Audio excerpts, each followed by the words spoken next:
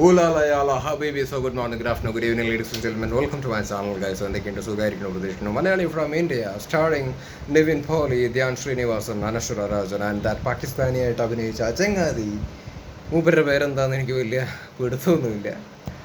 അപ്പോൾ എന്താണ് അവസ്ഥ? നിങ്ങൾ സിനിമ കണ്ടായിരുന്നോ? എന്തൊക്കെയാണ് നിങ്ങളുടെ അഭിപ്രായങ്ങൾ കമൻറ്റ് സെക്ഷനിൽ പറയൂ, കാണട്ടെ. ഞാനും സിനിമ കണ്ടായിരുന്നു.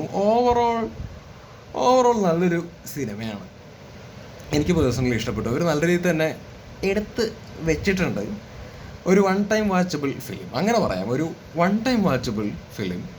നമുക്ക് ഒരു തവണയൊക്കെ സുഖമായി കണ്ടിരിക്കാനുള്ള സാധനങ്ങളൊക്കെ അതിൻ്റെ അകത്ത് ഉണ്ട്. പിന്നെ ഇതാണ് എനിക്ക് ചുരുക്കി ഈ ഒരു സിനിമയെക്കുറിച്ച് പറയാനുള്ളത്. പിന്നെ മറ്റൊരു കാര്യം എനിക്ക് ഫീൽ ചെയ്ത് ജസ്റ്റ് ഒന്ന് ഷെയർ ചെയ്യാം. അതായത് ഞാൻ സാധാരണ ഒരു സംവിധായകൻ്റെ കഴിഞ്ഞ സിനിമകളെ വെച്ചിട്ട് പുതിയ സിനിമകൾ കമ്പയർ ചെയ്യാൻ ആഗ്രഹിക്കാത്ത ഒരാളാണ്. ഞാൻ ഇതുവരെ അങ്ങനെ കമ്പയർ ചെയ്ത് സംസാരിച്ചിട്ടില്ല. ബട്ട് ഇവിടെ ഞാൻ ജസ്റ്റ് ഒന്ന് ചെറുത് മെൻഷൻ ചെയ്യാൻ താല്പര്യപ്പെടുന്നു. ഇപ്പോൾ ഡിജോൻ്റെ തന്നെ കഴിഞ്ഞ സിനിമകളാണ് ക്യൂനും ജനഗണമനയും.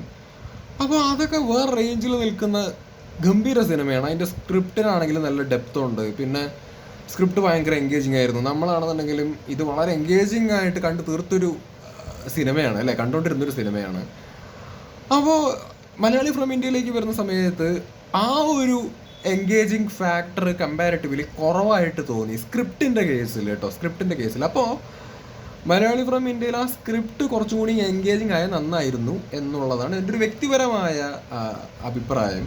പിന്നെ ഇത് ഞാൻ ജസ്റ്റ് പറഞ്ഞു എന്നേ ഉള്ളൂ, എനിക്ക് തോന്നിയത് പറഞ്ഞു എന്നേ ഉള്ളൂ. ഇതിപ്പോൾ വലിയ നെഗറ്റീവായിട്ട് പറഞ്ഞൊന്നും അല്ല. അതൊരിക്കലും നെഗറ്റീവ് അല്ല കേട്ടോ, നെഗറ്റീവ് അല്ല ഒരിക്കലും. ഈ പറഞ്ഞൊന്നും ഈ സിനിമയുടെ ആസ്വാദനത്തിനെ ഒന്നും ബാധിക്കാൻ യാതൊരു സാധ്യതയും ഇല്ല. പിന്നെ ആകപ്പാടൊരു നെഗായിട്ട് തോന്നിയത് ആ ലെങ്ത്ത് മാത്രമാണ്. എത്ര 2.5 മണിക്കൂറോ 2.25 മണിക്കൂർ എന്തോ സംതിങ് ഉണ്ടെന്ന് തോന്നുന്നു. കുറച്ച് ലെങ്ത്ത് ഉള്ളതായിട്ടൊക്കെ തോന്നി. അപ്പോൾ അത് മാത്രമാണ് എനിക്ക് നെഗായിട്ട് തോന്നിയത്. അതൊക്കെ അവിടെ ഇരിക്കട്ടെ, ജസ്റ്റ് ഇതൊക്കെ ഒന്ന് മെൻഷൻ ചെയ്തെന്ന് മാത്രം. ബാക്കി ഈ സിനിമയുടെ പ്രധാനപ്പെട്ട പോസിറ്റീവ് എന്ന് പറയുന്നത് നിവിൻ പോളി. മൂപ്പരറിയാലോ, മൂപ്പരുടെ സാധനമാണത്, മൂപ്പരുടെ കംഫർട്ട് ഏരിയ ആണത്. മൂപ്പരത് സുഖമായി തന്നെ അടിപൊളിയായിട്ട് ഗംഭീരമായിട്ട് ചെയ്തിട്ടുണ്ട്. മൂപ്പരുടെ ഡയലോഗ് ഡെലിവറി, എക്സ്പ്രഷൻസ്, പരിപാടികളൊക്കെ ആണെങ്കിലും അടിപൊളിയായിരുന്നു. നമുക്കിങ്ങനെ അത് മൂപ്പരുടെ ഒരു ക്വാളിറ്റിയാണ്. നമ്മൾ മുമ്പ് പല മൂപ്പരുടെ സിനിമകൾ റിവ്യൂസ് ചെയ്യുമ്പോഴും പറഞ്ഞിട്ടുള്ളൊരു കാര്യമാണ്. മൂപ്പരെ കൊണ്ട് മാത്രം പറ്റുന്ന ചില സാധനങ്ങളാണ്. മൂപ്പര് അടിപൊളിയായിട്ട് ചെയ്തിട്ടുണ്ട്. പിന്നെ അടുത്തത് മറ്റേ ധ്യാൻ ശ്രീനിവാസൻ്റെ ക്യാരക്ടർ ഇതിൻ്റെ അകത്ത് എക്സ്ട്രീമായൊരു ഒരുത്തനാണ്. ഓക്കെ, എക്സ്ട്രീമായൊരു രാഷ്ട്രീയ പ്രവർത്തകനാണ്. അപ്പോൾ മൂപ്പരുടെ സാധനം അത്യാവശ്യം നന്നായിട്ട് ചെയ്തിട്ടുണ്ട്. പിന്നെ അനശ്വരയ്ക്ക് ഇതിൻ്റെ അകത്ത് കാര്യമായിട്ടൊന്നും ഭയങ്കരമായിട്ട് പെർഫോം ചെയ്യാനൊന്നുമില്ല, കൊടുത്ത സാധനം ചെയ്തിട്ടുണ്ട്. പക്ഷെ എനിക്കിവിടെ ഏറ്റവും കൂടുതൽ പിന്നെ ഇഷ്ടപ്പെട്ടത് പാകിസ്ഥാനിയായിട്ട് അഭിനയിച്ച ആ ചങ്ങാതിയാണ്. അടിപൊളിയായിട്ട് പുള്ളി ചെയ്തിട്ടുണ്ട് കേട്ടോ, നല്ല രസമായിട്ട് ചെയ്തിട്ടുണ്ട്. എനിക്ക് പുള്ളിയെ കുറിച്ചിട്ട് കുറേയൊക്കെ പറയണം എന്ന് ആഗ്രഹമുണ്ട്. പക്ഷെ ഇത് പറഞ്ഞു കഴിഞ്ഞാൽ സ്പോയിലറായി പോകും. കാണുന്ന ആൾക്കാരുടെ ആ ഒരു സുഖം അങ്ങ് നഷ്ടപ്പെട്ടു പോകും. സോ ഞാനത് പറയുന്നത് ശരിയല്ല. മൂപ്പര് നന്നായി ചെയ്തിട്ടുണ്ട്. എനിക്ക് മൂപ്പരുടെ ഇമോഷനൊക്കെ അത്യാവശ്യം കണക്ട് ചെയ്യാനൊക്കെ പറ്റി. അപ്പോൾ കൂടുതൽ പറഞ്ഞു കഴിഞ്ഞാൽ ചിലപ്പോൾ മൊത്തം പറയേണ്ടി വരും. സോ ഞാൻ അതുകൊണ്ടൊന്നും പറയുന്നില്ല. അപ്പോൾ മൂപ്പര് നല്ലൊരു ക്യാരക്ടറായിരുന്നു. പിന്നെ സെക്കൻഡ് ഹാഫിലേക്കൊക്കെ വരുന്ന സമയത്ത് സംഗതി ശരിയാണ്, കുറച്ച് ക്രിഞ്ച് സാധനങ്ങളൊക്കെ ആക്ച്വലി ഉണ്ടായിരുന്നു, പാസം സാധനങ്ങളൊക്കെ ആക്ച്വലി ഉണ്ടായിരുന്നു. ബട്ട് അതും നെഗറ്റീവ് അല്ല കേട്ടോ. അത് കാണുമ്പോഴാണെങ്കിലും എനിക്ക് പേഴ്സണലി കണ്ടിട്ട് അതിൻ്റെ മ്യൂസിക്കിൻ്റെ ഒക്കെ ശക്തി കൊണ്ടാണോ അല്ലെങ്കിൽ വിഷ്വലി കണ്ടതിൻ്റെ ഒക്കെ അവരെടുത്തതിൻ്റെ ഒക്കെ ശക്തി കൊണ്ടാണോ എന്നറിയില്ല, എനിക്ക് സങ്കടം വരുന്ന പോലെയൊക്കെ എനിക്കുണ്ടായിരുന്നു. എനിക്ക് കണ്ടിട്ടൊരു ഇതൊക്കെ തോന്നി. അതിൽ ആ കുട്ടിയുടെ ഒരു പെൺകുട്ടിയുണ്ട്, അതിൻ്റെയൊക്കെ ഒരു ഇതൊക്കെ കാണിച്ചപ്പോൾ എനിക്ക് ഭയങ്കര ഫീലായി. ഇത് പറഞ്ഞു പോയിട്ട് എന്താ പറയുക, ഇത് കഥ പറയേണ്ട അവസ്ഥയാവൂലേ, ഞാൻ പറയുന്നില്ല. പിന്നെ ഈ നിവിൻ പോളിയും ഈ പാകിസ്ഥാനി ചങ്ങാതിയും തമ്മിലുള്ള കോമ്പിനേഷൻ, ഈ നിവിൻ പോളി അയാളുടെ അടുത്തേക്ക് എത്തുന്നതിന് ശേഷം ഉണ്ടാകുന്ന ചില നിവിൻ പോളിയുടെ തമാശ കാര്യങ്ങളൊക്കെ ഉണ്ട്. അത് അവരുടെ രണ്ടുപേരുടെ ഇടയിലും ഈ സാധനം നല്ല രീതിയിൽ അത് വർക്കൗട്ട് ആയിട്ടുണ്ട്. ഞാനത് നല്ല രീതിയിൽ എൻജോയ് ചെയ്തിട്ടുണ്ട്. പിന്നെ എന്തൊക്കെയാ പറയാനുള്ളത്? അപ്പോൾ അത് ഞാൻ പറഞ്ഞു, ഇതിനകത്ത് ഒരുപാട് മൊമെൻറ്റ്സ് ഉണ്ട്. മനസ്സിലായ സിനിമ ഓവറോൾ ഞാനതാ പറഞ്ഞത് വൺ ടൈം വാച്ചബിൾ ആണെന്ന് പറഞ്ഞെങ്കിലും ഇതിൻ്റെ അകത്ത് ഒരുപാട് നല്ല നല്ല മൊമെൻറ്റ്സ് ആക്ച്വലി ഉണ്ട്. ഓക്കെ, സെക്കൻഡ് ഹാഫിൻ്റെ അകത്താണെങ്കിൽ മൊമെൻറ്റ്സ് ഉണ്ട്, നല്ല നല്ല മൊമെൻറ്റ്സ് ഉണ്ട്, ഇമോഷണൽ സാധനങ്ങളൊക്കെ ആക്ച്വലി ഉണ്ട്. It's good. ആകെ ലെങ്ത്ത് കുറച്ചൊന്ന് കുറയ്ക്കായിരുന്നു. സ്ക്രിപ്റ്റിൽ കുറച്ചും കൂടി ഒന്ന് മിനുക്ക് പണിയൊക്കെ നടത്തിയിട്ട് കുറച്ചും കൂടി ഒന്ന് എൻഗേജിങ് ആക്കാമായിരുന്നു എന്ന് മാത്രമാണ് എനിക്ക് തോന്നിയത്. ബാക്കി stuffs are all sub TK. പിന്നെ ഫസ്റ്റ് ഹാഫിൻ്റെ അകത്തൊക്കെ കുറേ തമാശ അല്ലറ ചില്ലറ തമാശകളും കാര്യങ്ങളൊക്കെ ഉണ്ട് കേട്ടോ. അതൊക്കെ രസമായിരുന്നു, അതൊക്കെ വർക്കൗട്ടായിട്ടുണ്ട് ഫസ്റ്റ് ഹാഫിൻ്റെ അകത്ത്. അപ്പോൾ ഇതൊക്കെയാണ് ഈ ഒരു സിനിമയെക്കുറിച്ചിട്ട് എനിക്ക് പറയാനുള്ളത്. അപ്പോൾ എനിക്ക് നിങ്ങളോട് പറയാനുള്ളത്, നിങ്ങളിതൊരു മുഴുനീള തമാശ പടമാണെന്നൊന്നും പ്രതീക്ഷിച്ചുകൊണ്ട് കയറി ചെല്ലരുത് കേട്ടോ. നിവിൻ പോളി, ധ്യാൻ ശ്രീനിവാസൻ, ഫുൾ തമാശ അങ്ങനെയൊന്നും പ്രതീക്ഷിച്ചുകൊണ്ട് ചെല്ലരുത്. അങ്ങനെ ഒരു സ്റ്റഫ് അല്ലത്, അങ്ങനെ ഒരു കൈൻഡ് ഓഫ് സാധനമല്ല. തമാശയിലൂടെ ഇവർ അപ്രോച്ച് ചെയ്തു എന്നേ ഉള്ളൂ. ഇത് സീരിയസ് ആയ കാര്യങ്ങളൊക്കെയാണ് ഇതിൻ്റെ അകത്ത് ഇവർ പറഞ്ഞു പോകുന്നത്. പിന്നെ രാഷ്ട്രീയ പാർട്ടികൾക്കുള്ള കൊട്ടുകളും പരിപാടികളൊക്കെ ഡിജോ ചെയ്യാറുള്ള പരിപാടികളൊക്കെ ഇതിൻ്റെ അകത്ത് ആക്ച്വലി ഉണ്ട്. ഭയങ്കര ഇൻറ്റൻസ് ആയിട്ടല്ല, പക്ഷേ അത് ചെറിയ രീതിയിലൊക്കെ അതിൻ്റെ അകത്ത് തമാശ രൂപത്തിലൊക്കെ തട്ടിയും മുട്ടിയിട്ടൊക്കെ ആക്ച്വലി പോയിട്ടുണ്ട്. പിന്നെ ഈ സിനിമയ്ക്കകത്ത് നല്ലൊരു മെസ്സേജൊക്കെ അവർ പറയുന്നുണ്ട്. അപ്പോൾ ഒരു മെസ്സേജ് എന്ന് പറയുന്ന സമയത്ത് ഇതൊക്കെ നമുക്ക് മുമ്പ് തൊട്ടേ ആ മെസ്സേജുകളൊക്കെ കിട്ടിയിട്ടുണ്ട്, അല്ലെങ്കിൽ നമുക്ക് അറിയാവുന്ന സാധനങ്ങളൊക്കെ തന്നെയാണ്. ബട്ട് സ്റ്റിൽ ഈ സിനിമയിലൂടെ ആ ഒരു മെസ്സേജ് അവർ തന്നൊരു രീതി എനിക്ക് ഇഷ്ടപ്പെട്ടു. ലൈക്ക് അത് emotionally message was good actually. അത് വളരെ പോസിറ്റീവായിട്ടുള്ളൊരു സംഭവമാണ്. അപ്പോൾ ഓവറോൾ കൊള്ളാം. അപ്പോൾ മുഴുനീള അത് തമാശയുടെ കേസ് ഞാൻ പറയാൻ കാരണം, ഇപ്പോൾ ടീസർ കണ്ടിട്ടുള്ള ആളുകളെ സംബന്ധിച്ചിടത്തോളം അത്രയും നാൾ ടീസർ വരുന്നത് വരെ ഇത് തമാശയാണെന്ന് പ്രതീക്ഷിച്ചിട്ടുള്ള ആളുകൾക്ക് ടീസർ കണ്ടപ്പോൾ സാധനം കത്തിയിട്ടുണ്ടാവും. ഇത് സീരിയസ് ആയിട്ടുള്ള സാധനമാണ്, നമ്മൾ വിചാരിച്ച സാധനമല്ല, അത് കത്തിയിട്ടുണ്ടാവും.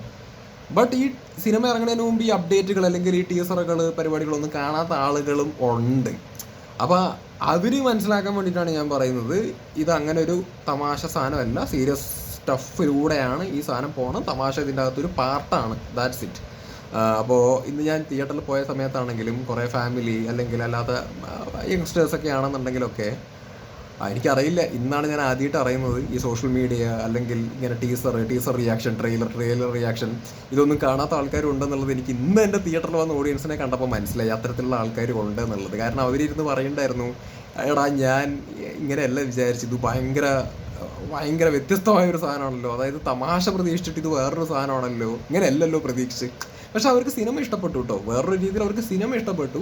പക്ഷെ എന്താണ് പറയുക, ഇത് തമാശയാണ് എന്ന് പ്രതീക്ഷിച്ച് വന്ന ആളുകളും അതിൻ്റെ അകത്ത് ഉണ്ടായിരുന്നു. ഇപ്പോൾ സം ഫാമിലീസ് ഓൾസോ കുറേ ആൾക്കാരൊക്കെ വന്നിട്ടുണ്ടായിരുന്നു, അവരും അങ്ങനെ തമാശയാണെന്ന് പ്രതീക്ഷിച്ച് വന്നിട്ടുള്ള ആളുകളാണ്. അപ്പോൾ അവർ ഈ ടീസറൊന്നും കാണാതെ മറ്റൊരു എക്സ്പെക്റ്റേഷൻ വെച്ചിട്ട് വന്നിട്ടുള്ള ആളുകളാണ്. സോ അതുകൊണ്ടാണ് ഞാനിവിടെ എടുത്തു പറയാൻ കാരണം, ആരും അങ്ങനെ ഒരു ഇത് പ്രതീക്ഷിച്ചുകൊണ്ട് പോകണ്ട. ബട്ട് സ്റ്റിൽ ഞാൻ പറയുന്നു, ഒരു സുഖമായി സുഖമായി ഒരു തവണയൊക്കെ കണ്ടിരിക്കാനുള്ള സാധനങ്ങളൊക്കെ ഇതിനകത്ത് ഉണ്ട്. നല്ല സിനിമയാണ്, ഞാൻ ഇപ്പോഴും പറയുന്നു.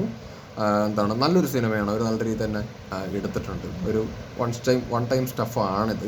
ബട്ട് ജനഗണമന പോലെ അല്ലെങ്കിൽ ക്യൂവിന് പോലെ അങ്ങനെ ഒരു ഭയങ്കര ഡിജോൻ്റെ അങ്ങനെ ഒരു സാധനമല്ല. ഞാൻ നേരത്തെ പറഞ്ഞ പോലെ എൻഗേജ്മെൻറ്റ് ഫാക്ടർ കമ്പാരിറ്റീവ്ലി കുറവായിരുന്നു. ബട്ട് ബാക്കി സം TK. പിന്നെ നിവിൻ പോളിയുടെ കേസ് പറയുകയാണെങ്കിൽ, ഇപ്പം നിവിൻ പോളിയുടെ ഒരു തിരിച്ചുവരവാണോ എന്നൊക്കെ ചോദിക്കുകയാണെങ്കിൽ ഞാൻ അതിനുത്തരം വളരെ ആത്മാർത്ഥമായിട്ട് പറയാൻ ആഗ്രഹിക്കുകയാണ്. നിവിൻ പോളി തിരിച്ച് വരാൻ മാത്രം നിവിൻ പോളി എവിടേക്കും tata bye bye see you എന്ന് പറഞ്ഞ് പോയിട്ടില്ല. നിവിൻ പോളി ഇവിടെയൊക്കെ തന്നെ ഉണ്ട്, നമ്മുടെ കൂടെ നിവിൻ പോളി ഉണ്ട്. പിന്നെ ആകെപ്പാടുള്ളൊരു കുഴപ്പം എന്താണെന്ന് വെച്ച് കഴിഞ്ഞാൽ, അല്ലെങ്കിൽ ഞാൻ മനസ്സിലാക്കിയിട്ടില്ല, എനിക്ക് തോന്നിയിട്ടുള്ളൊരു കാര്യം എന്താണെന്ന് വെച്ച് കഴിഞ്ഞാൽ, മൂപ്പര് സിനിമകൾ ഇപ്പോൾ തിരഞ്ഞെടുക്കുന്ന സമയത്ത്, ഇപ്പോൾ കഥയൊക്കെ തിരഞ്ഞെടുക്കുന്ന സമയത്ത് സൂക്ഷിച്ചും ചിന്തിച്ചും ശ്രദ്ധിച്ചുമൊക്കെ തിരഞ്ഞെടുക്കുകയാണെന്നുണ്ടെങ്കിൽ നന്നായിരിക്കും. ആ കാര്യത്തിൽ മാത്രമാണ് മൂപ്പരുടെ ഭാഗത്തു നിന്ന് എനിക്കൊരു കുഴപ്പമായിട്ട് തോന്നിയിരിക്കുന്നത്. അതൊന്ന് ശരിയാക്കി തീരാവുന്ന കുഴപ്പമേ ഉള്ളൂ പുള്ളിക്ക്, മനസ്സിലായ. അല്ലാതെ ഇപ്പോൾ നിവിൻ പോളിനെ നമുക്ക് എല്ലാവർക്കും ഇഷ്ടമാണ്, മൂപ്പര് എപ്പോൾ വന്നാലും നമ്മൾ സ്വീകരിക്കാൻ റെഡിയാണ്. കാരണം അങ്ങനെ ഒരു വൈബ് തരാൻ കഴിവുള്ളൊരു ആക്ടറാണ് നിവിൻ പോളി, അല്ലേ? ആർക്കും അതിനൊരു എതിരഭിപ്രായം ഇല്ലല്ലോ. ഇപ്പോൾ മറ്റേ വർഷങ്ങൾക്ക് ശേഷം എന്ന് പറയുന്ന ആ സിനിമ ഇറങ്ങുന്നതിന് മുമ്പ് വരെ നിവിൻ പോളി പ്രധാനമായിട്ട് അഭിനയിച്ചുകൊണ്ടിരുന്ന സിനിമകളെല്ലാം ഫെയിലിയേഴ്സ് ആയിരുന്നു, അല്ലേ? അപ്പോൾ വർഷങ്ങൾക്ക് ശേഷത്തിൽ ചെറിയൊരു പരിപാടിയായിട്ടാണ് മൂപ്പര് വന്നത്. പക്ഷെ മൂപ്പര് വന്ന് ചെയ്തിട്ട് പോയ സാധനം വേറെ ലെവല് സാധനമായിരുന്നു. മൂപ്പര് സ്ക്രീനിലേക്ക് അങ്ങോട്ട് വന്നപ്പോഴേക്കും നമുക്ക് കിട്ടിയൊരു സാധനം, അതായത് നമ്മൾ അത്രയും നേരം ആ സിനിമ കണ്ടുകൊണ്ടിരുന്നപ്പോൾ ഉണ്ടായിരുന്നൊരു മൂഡിനെ വേറെ ലെവലിലേക്ക്, വേറെ രീതിയിലേക്ക് അങ്ങ് മാറ്റിയത് നിവിൻ പോളി വന്നപ്പോഴാണ്. നമ്മളത് അത്രയും പുള്ളിയുടെ പെർഫോമൻസ് എൻജോയ് ചെയ്തിട്ടുണ്ട്.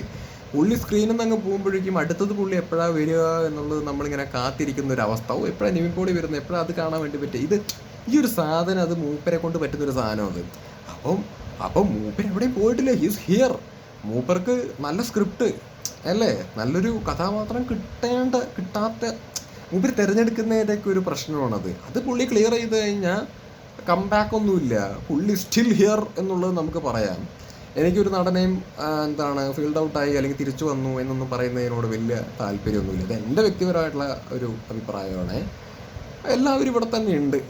അവർ ചൂസ് ചെയ്യാത്തത് കൊണ്ടും മര്യാദയ്ക്ക് ചൂസ് ചെയ്യാത്തത് കൊണ്ടും അവരിലേക്ക് നല്ല സാധനം എത്താത്തത് കൊണ്ടും ഒക്കെയാണ് അവർക്ക് എക്സ്പ്ലോർ ചെയ്യാൻ വേണ്ടി പറ്റാത്തത്. അതർവൈസ് ഇവരെല്ലാവരും ടാലൻറ്റഡ് ആണ്.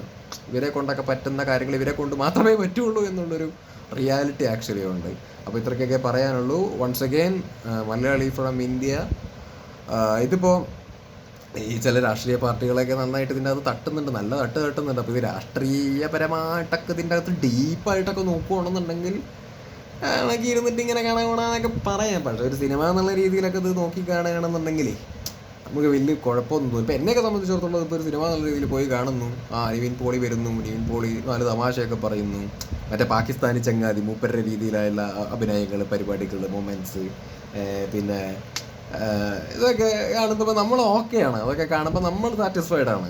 അയ്യോ പിന്നെ വിട്ടുപോയി നമ്മുടെ മഞ്ജു പിള്ള, അവരും ഇതിനകത്ത് നല്ലൊരു ക്യാരക്ടർ ചെയ്തിട്ടുണ്ട് കേട്ടോ. അവരുടെ ഇമോഷൻസ് ഒക്കെ ആണെന്നുണ്ടെങ്കിലും നല്ല രീതിയിൽ നമുക്ക് കണക്ട് ചെയ്യാൻ വേണ്ടിയിട്ട് പറ്റുന്നുണ്ട്. അതൊക്കെ നമുക്ക് റിലേറ്റ് ചെയ്യാൻ വേണ്ടി പറ്റുന്നതാണ്. അതൊരു മറ്റേ ഇവരുടെ അമ്മയാണ്, നിവിൻ പോളിയുടെ അമ്മയായിട്ടാണ് അവർ അഭിനയിക്കുന്നത്. അതിൻ്റെ അകത്ത് മകനെക്കുറിച്ചുള്ള ആദി അല്ലെങ്കിൽ മകന് എന്തെങ്കിലുമൊക്കെ ആവുന്ന, മകന് ജോലി കിട്ടി എന്ന് അവർ അറിയുന്ന സമയത്ത് അവരുടെ സന്തോഷം, അതായത് ആ സന്തോഷവും മകനൊന്നും ആവാതിരുന്ന സമയത്തുണ്ടായിരുന്ന ആ ഒരു അവരുടെ കരുതലും അല്ലെങ്കിൽ അവരുടെ സങ്കടവും ഇതെല്ലാം അവരുടെ അഭിനയത്തിൽ അത് കൃത്യമായിട്ട് അടിപൊളിയായിട്ട് വന്നിട്ടുണ്ട്. അപ്പോൾ നമുക്ക് അവരുടെ ഇമോഷൻ ആണെങ്കിൽ നല്ല രീതിയിൽ അത് കണക്ട് ചെയ്യാൻ വേണ്ടിയിട്ട് പറ്റി. അപ്പോൾ ഇത്രയ്ക്കൊക്കെ പറയാനുള്ളൂ. Okay, by.